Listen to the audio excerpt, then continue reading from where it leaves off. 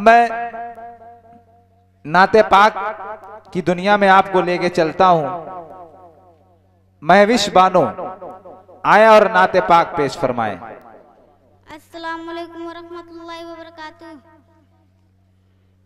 वो मलक से अफजल है, अंबिया से आला है।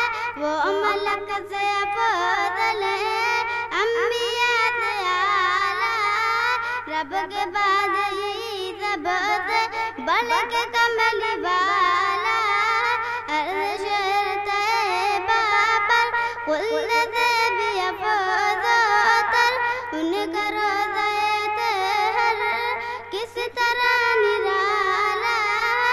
समीई रिसालत यूं जल रही है सदियों से, आज भी ज़माने में हर तरफ उजाला है। सारे अंबिया चुप हैं बाबा मौला में, सुरूद आलम का सिर्फ बोल बाला।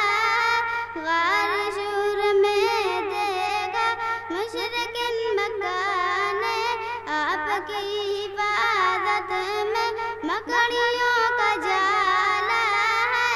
वो मलक से अफजल है, अंबिया से आला है। रब के बाद ही सबसे बढ़ के कमली वाला है। अस्सलाम वालेकुम। ये 3 महविश बानो